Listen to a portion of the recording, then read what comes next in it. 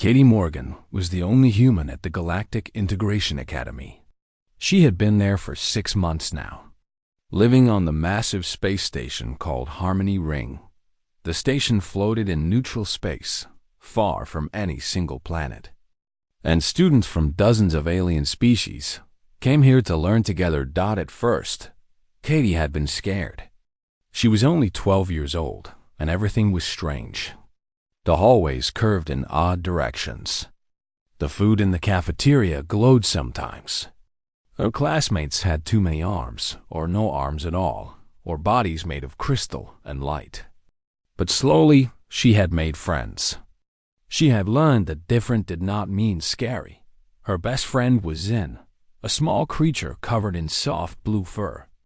Zin came from a peaceful world where nothing hunted anything else. The Kavathi people were gentle and kind, and Zin had been the first to sit next to Katie in class. They had been friends ever since today. Instructor Velix stood at the front of the classroom. Velix was a Drethian, tall and thin with 4 arms that moved gracefully when speaking. The instructor's voice was soft and musical, and all the students loved the cultural exchange lessons. "I have exciting news," Velix said. "Next week, we will have Companion Creature Day. Each of you will bring your species' traditional pet or companion animal to share with the class." The room filled with happy sounds. Students clicked and chirped and hummed with excitement. A Melicin student raised a tentacle. "Can I bring my Glomos colony? It sings when I feed it." "Of course," Velix said with a warm smile. A crystalline Veloci named Prin spoke next. "I will bring my harmony chimes. They are alive, and they make music when they sense emotions." More students shared what they would bring. One had a floating jelly creature that changed colors. Another had a tiny herbivore that fit in the palm of a hand. Someone else had a plant that purred when you touched it.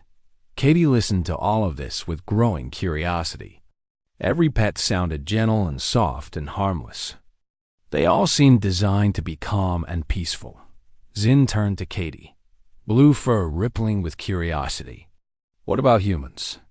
What kind of pets do your people keep?" Katie thought about this. Back home on Earth, her family had Duke. Duke was a German shepherd dog. He was big and strong and had been with their family since Katie was 5 years old. He slept at the foot of her bed every night. He barked at strangers and licked her face when she was sad. "We have dogs," Katie said. "My family has one named Duke." Zin's large eyes blinked. "What is a dog?" Katie tried to think of how to explain. "They have 4 legs and fur. They have long mouths with teeth. They are very loyal and protective." "Teeth?" Zin repeated, as if the word was strange. "Yes, for eating," Katie said. She did not think much of it. Zin nodded slowly, seeming satisfied with this answer. "It sounds interesting. You should bring Duke." Katie smiled at the idea. She missed Duke very much. Seeing him again would be wonderful. That night, she sent a message to her parents on Earth, asking if they could send Duke to the station for Companion Creature Day. Her mother replied the next morning. The message said that sending Duke would be difficult because of all the transport rules, but they would make it happen. Katie's father added that Duke had been sad without her, sleeping outside her empty bedroom door every night. Reading that made Katie's heart hurt in a good way.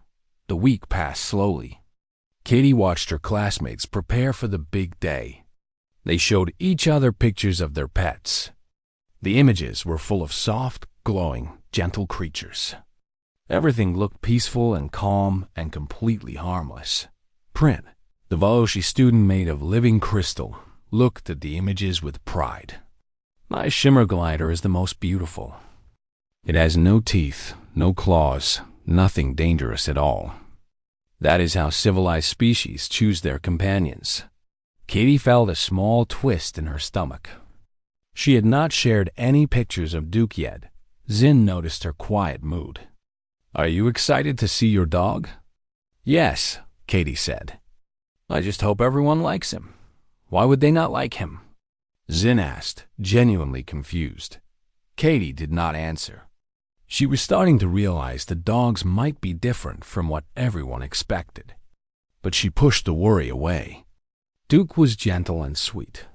He loved everyone. It would be fine. 3 days before Companion Creature Day, Katie received a message from station security. It said her cargo had arrived and was being held in the quarantine bay. The message also said there was a concern that needed her attention. Katie frowned at the word concern. She made her way through the curved hallways of the station toward the quarantine section. This was where all living things from different worlds were checked before being allowed into the main areas. When she arrived, she found 2 security officers standing outside a sealed door. They were Grothians, large and strong with thick gray skin. They looked nervous, which was strange because Grothians were not afraid of anything. "Are you the human called Katie Morgan?" one of them asked. "Yes," Katie said. "I am here for my pet." The officers exchanged a look that Katie could not read. "There may have been a mistake with your shipment," the first officer said carefully. "The container was marked as containing a companion animal, but our scanners detected a large predator inside." Katie blinked. "That is not a mistake. That is my dog, Duke." The officer stared at her. "Your pet," the second officer said slowly, "is a predator?" "He is a dog," Katie repeated, not understanding the problem. The first officer leaned closer, voice dropping low.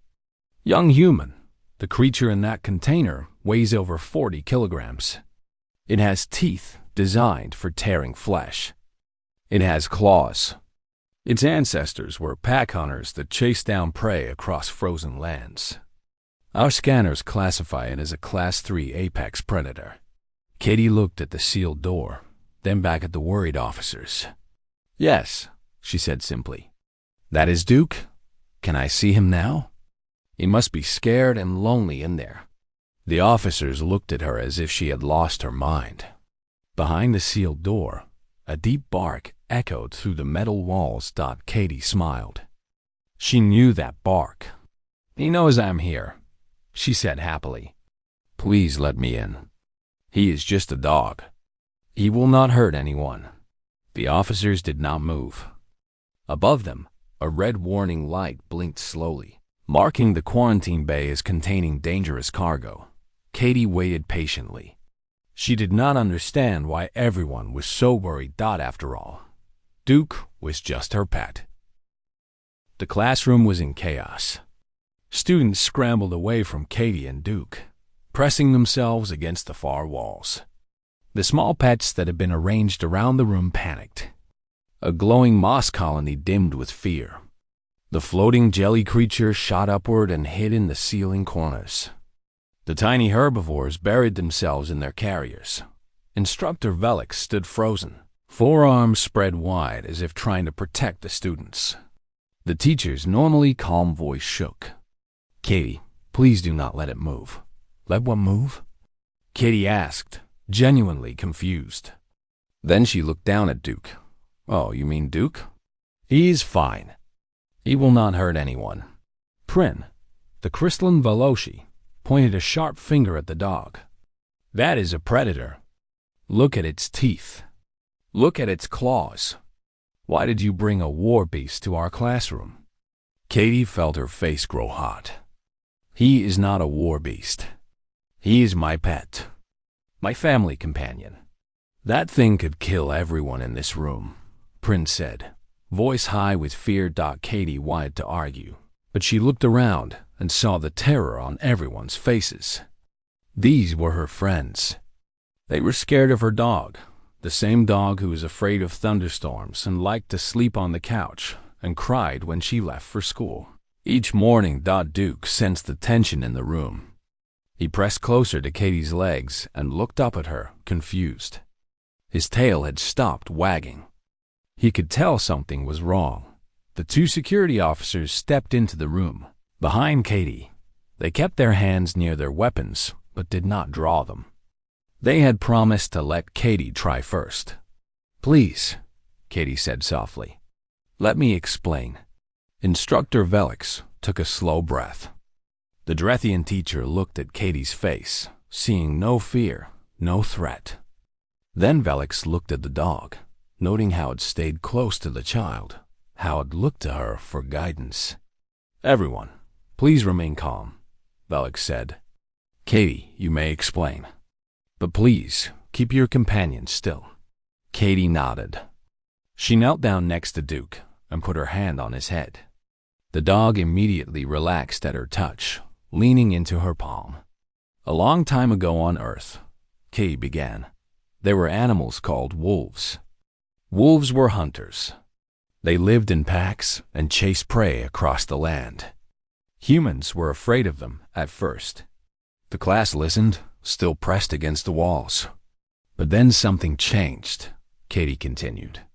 Some wolves started to follow human camps. They ate the scraps humans left behind. Slowly, over many generations, those wolves became less wild. They started to trust humans, and humans started to trust them. She scratched behind Duke's ears. He closed his eyes with happiness. Humans and these wolves became partners. The wolves helped humans hunt. They protected human families from danger. They kept watch at night. In return, humans gave them food, shelter, and love. Katie looked up at her classmates. Over thousands of years, those wolves changed.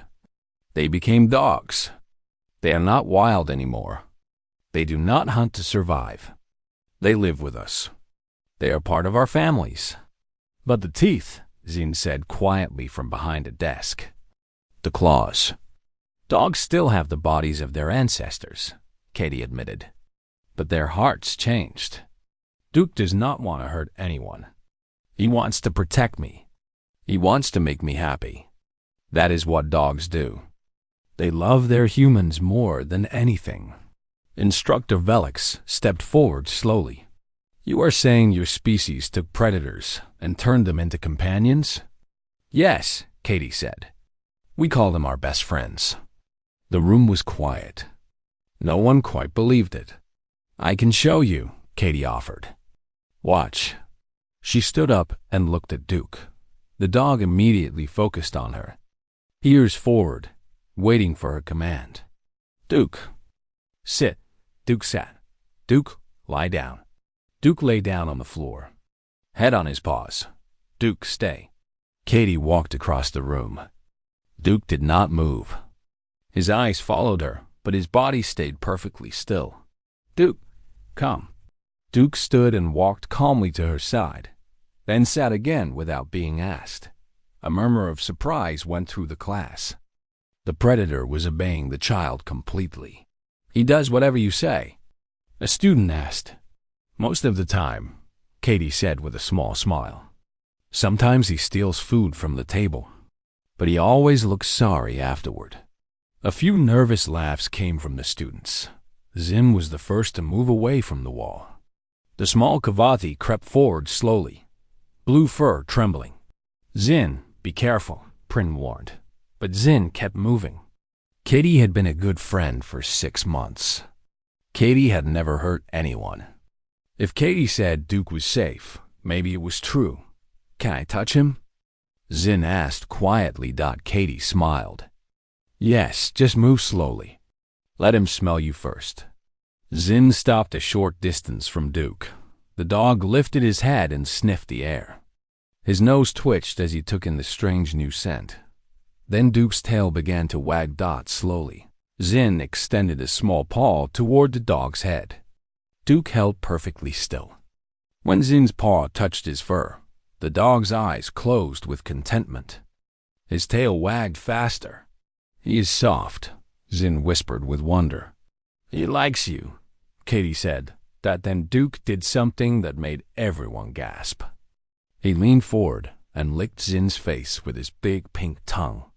Zin squeaked in surprise, but did not run. The Kovathi touched their wet face and looked at Duke with wide eyes. He licked me, Zin said. That means he likes you, Katie explained. It is a dog thing. It means you are friends now. Zin's fur rippled with a new emotion. Not fear. Something else. Wonder. Other students began to move closer, curious now instead of terrified. Duke sat calmly, letting them approach. He sniffed each one, tail wagging, accepting them all. For a moment, everything was peaceful. Then a scream cut through the air. Everyone turned. A small Veloci student named Scylla was pointing at an empty carrier. "My shimmer glider!" Scylla cried. "It is gone!" Katie looked around and saw a small creature with delicate wings disappearing into an air vent near the ceiling. The shimmer glider had been so frightened by Duke's arrival that it had escaped its cage. "It went into the vents," Instructor Velix said, voice tight with worry. "Those vents lead throughout the station. If we do not find it quickly, it could be lost forever." Scylla began to cry. The shimmer glider had been their companion for years. Katie looked down at Duke. The dog looked back at her, waiting. An idea formed in her mind. "I can find it," Katie said. "Duke can find it. He can track the scent." Everyone stared at her. "Dogs have amazing noses," Katie explained.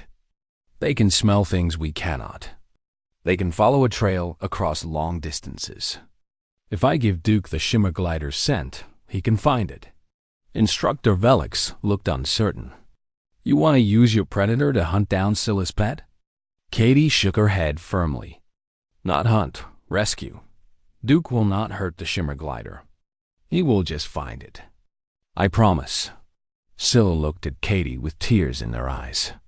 "You can really find it?" Katie knelt down and looked at Duke. The dog was already alert, sensing that something important was happening. "We can try," Katie said. Instructor Velix made a decision. "Then we must hurry.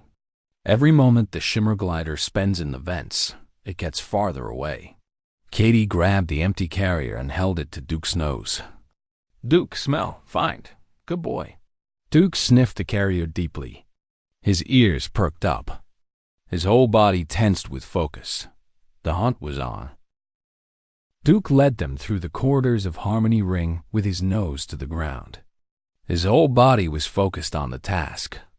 Every few steps, he would pause, sniff the air, and then continue in a new direction. Katie held his leash tight and followed. Behind her came Instructor Velix, Zin, Scylla, and the two security officers. Other students had stayed behind in the classroom, too afraid to follow the predator deeper into the station. "Are you sure it can track the shimmer glider?" one of the security officers asked. "Dogs have been tracking scents for thousands of years," Katie said. "They can smell things that happened days ago. They can find people buried under snow. They can detect sickness in humans before doctors can." "Remarkable," Instructor Velix murmured. Duke suddenly turned and headed toward a maintenance access door. He scratched at the metal and whined. "It went through here," Katie said. The security officer opened the door, revealing a long corridor filled with pipes and wiring. This was the part of the station that normal people never saw. It was dark and cramped and dangerous. "The shimmer glider should not be in here," Velix said with worry. "There are machines that could hurt it." "Then we need to hurry," Katie said. They entered the maintenance corridor. Emergency lights cast red shadows on the walls. Duke moved quickly now, pulling at the leash. The scent was getting stronger. A Melicin engineer named Tova found them in the second corridor. She had 4 tentacles and a practical expression. "What are you doing back here?" Tova demanded. Then she saw Duke, and her tentacles curled with surprise. "What is that?" "It is a dog," Katie said quickly. "We are looking for a lost shimmer glider. It escaped into the vents." Tova's expression changed from surprise to concern. "A shimmer glider in the maintenance section? That is very bad. There are energy conduits, processing fans, moving parts. A small creature could easily be hurt." Scylla made a crying sound. Velix put a comforting arm around the young Veloci. "Can you help us?" Katie asked Tova. The engineer looked at Duke again. The dog was straining at the leash, nose working, completely focused on the trail. Despite her fear, Tova could see that the creature was not interested in attacking anyone. It was interested in finding something. "Follow me," Tova said. "I know these corridors." They moved deeper into the maintenance section. Duke led them through twists and turns, never hesitating. His ancestors had hunted across frozen lands, tracking prey for miles. This was in his blood, in his very nature. But now, instead of hunting to kill, he was hunting to save. After 10 minutes, Duke stopped at a large doorway. He sat down and barked once. "What is through there?" Katie asked. Tova's face went pale. "That is the atmospheric processing center. It is where we clean and circulate the air for the entire station. There are large fans, chemical filters, and energy fields. No living creature should go in there without protection." "But the shimmer glider did," Valak said grimly. Katie knelt next to Duke. "Is it in there, boy?" Duke looked at the door and whined. Then he looked back at Katie with serious eyes. He was telling her yes. Tova entered a code and the door opened. The room beyond was huge, filled with massive machines that hummed and roared. Giant fans spun in protective cages. Pipes carried chemicals from one place to another. Warning lights flashed everywhere. There, Katie pointed Dot in the far corner. Trapped between two large pipes was the shimmer glider. Its delicate wings were folded against its body. It was shaking with fear, too scared to move. "It is stuck," Scylla said. "We have to help it." But there was a problem. The shimmer glider was on a narrow ledge near a large spinning fan. One wrong move and the small creature could fall into the machine. "I can get it," Katie said. "Absolutely not," Valak replied. "It is too dangerous for a child." "I am small enough to fit between the pipes," Katie argued. "And the shimmer glider is scared. It needs a gentle approach." She looked at Duke. An idea came to her. "Duke can help," she said. "He can make it calm." Everyone stared at her. "Dogs can sense emotions," Katie explained. "And they can project calmness, too. If Duke approaches slowly and shows he is not a threat, the shimmer glider might relax enough for me to grab it." "You want the predator to calm down the prey?" Tova asked in disbelief. "Duke is not a predator," Katie said firmly. "He is a friend. Watch." She unclipped Duke's leash. The security officers tensed, but Katie held up a hand. "Duke, easy, gentle." Duke understood. He had done this before, with scared cats and nervous children and wounded birds that Katie brought home. He knew how to make himself small and safe. The big dog lowered his body until his belly nearly touched the ground. He moved forward slowly, one step at a time. His tail was still. His eyes were soft. Everything about his body language said, "I am not a danger. I am a friend." The shimmer glider watched him approach. It was trembling, ready to fly away at any moment. But Duke kept moving slowly, kept staying low, kept being gentle. When Duke was a few feet away, he stopped. Then he did something remarkable, Dot. He lay down completely, putting his head on his paws, and let out a soft, quiet whine. It was the same sound he made when Katie was sad and needed comfort. It was a sound of care and concern. The shimmer glider stopped trembling. Katie moved forward now, stepping carefully between the pipes. The machinery roared around her, but she stayed focused. She kept her eyes on the small creature. "It is okay," she said softly. "I am going to help you. Duke is keeping you safe." The shimmer glider looked at Duke, then at Katie. Something in its small mind understood that these beings meant no harm. Katie reached out slowly. The shimmer glider did not run. It let her hands cup around its tiny body. "Got it," Katie breathed. She backed out carefully, holding the shimmer glider against her chest. Duke stayed still until she was clear, then stood and walked calmly to her side. Scylla rushed forward with tears of joy. "You found it," You saved it. Katie gently transferred the shimmer glider into Scylla's waiting hands. The small creature chirped once, then settled against its owner's chest, finally feeling safe. Thank you, Scylla said to Katie. Then, with great hesitation, the Veloci looked at Duke. Thank you. Dog. Duke's tail wagged. Tova shook her head in amazement. I never thought I would see a predator rescue prey. Your species is very strange, human. Katie smiled and scratched Duke behind the ears. We are just different. Not strange. Just different. Instructor Velix watched the whole scene with a new understanding growing in their eyes. Perhaps humans were not crazy for befriending predators. Perhaps they had learned something that other species had not. The group made their way back through the maintenance quarters, heading toward the classroom. But word had already spread through the station that the human's predator had just saved a life. When they returned to the classroom, everything had changed. The students who had stayed behind had heard what happened. They had received messages from friends who saw the rescue. By the time Katie walked through the door with Duke at her side, every eye in the room looked at them differently, not with fear. With wonder, Scylla went straight to the center of the room, holding the shimmer glider carefully. The dog saved my companion. The predator saved it. He is not a predator, Katie said quietly. He is Duke. Prin, who had been the most afraid, stood at the back of the room.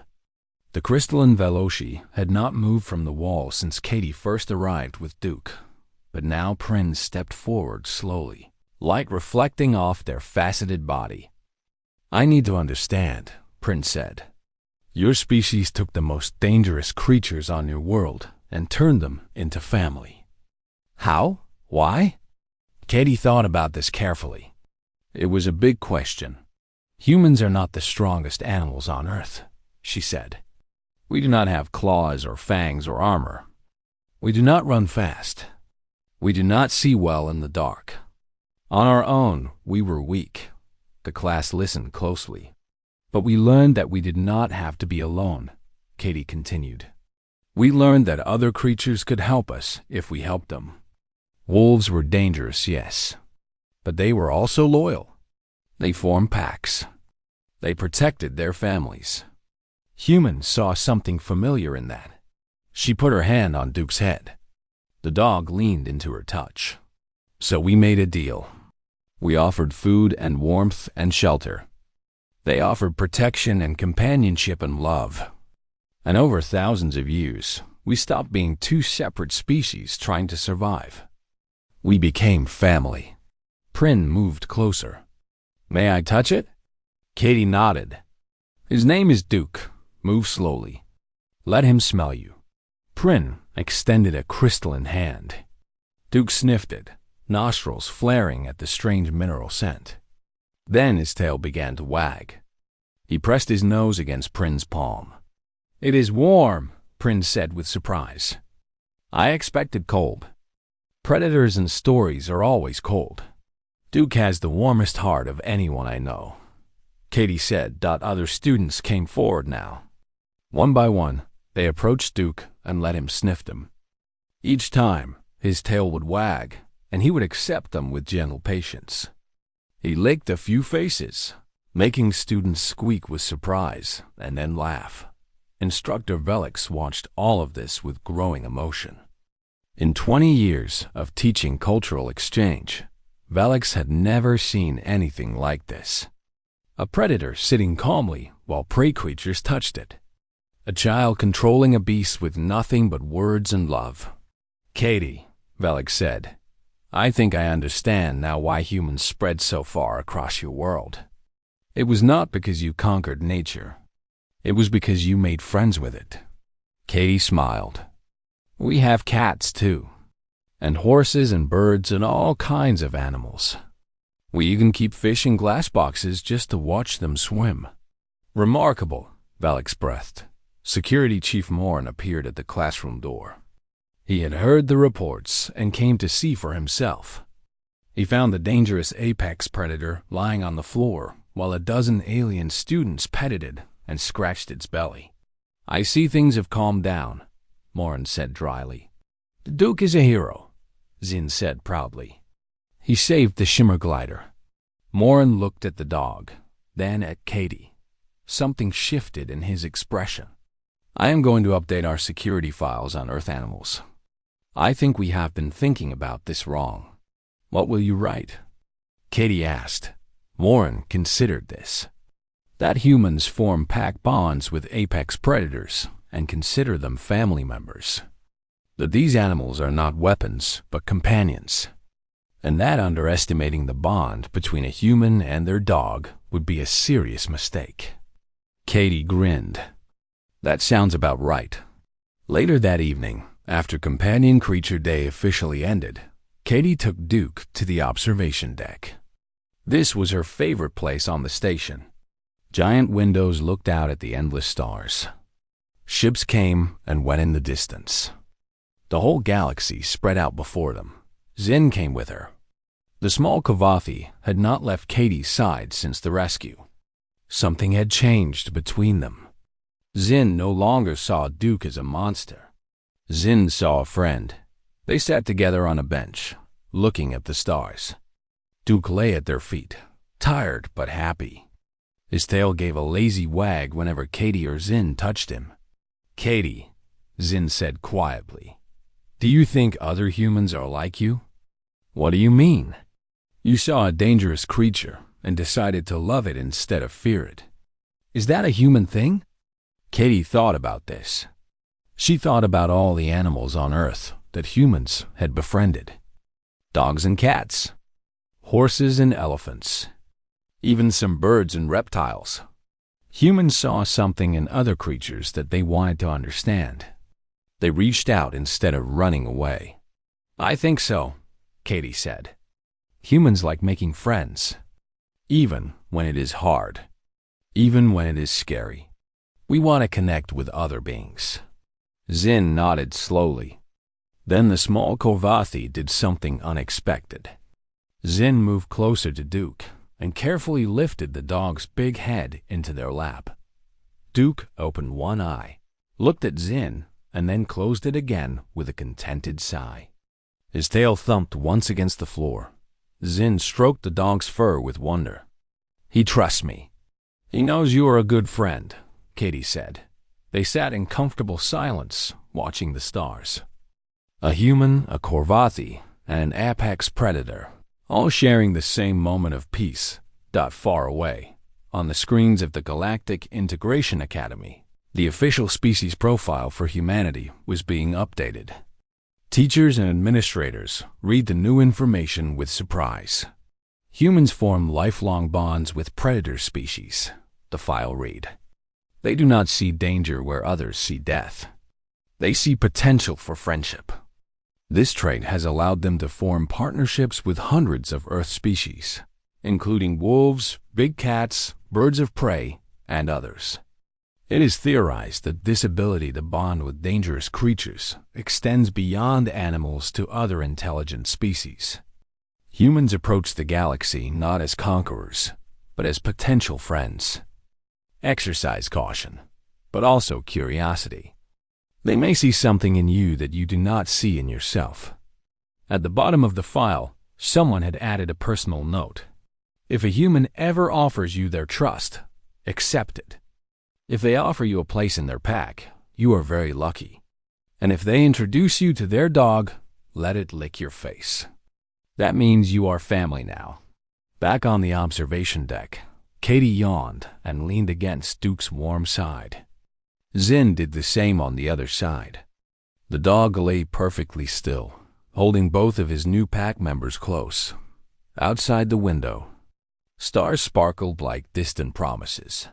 Inside the station, a young girl and her dog had changed how an entire galaxy thought about humanity, all because Katie brought her pet to school, and her pet happened to be an apex predator who loved belly rubs and making new friends. Duke's tail wagged one more time, and then he closed his eyes to sleep. Surrounded by family old and new, exactly where he belonged.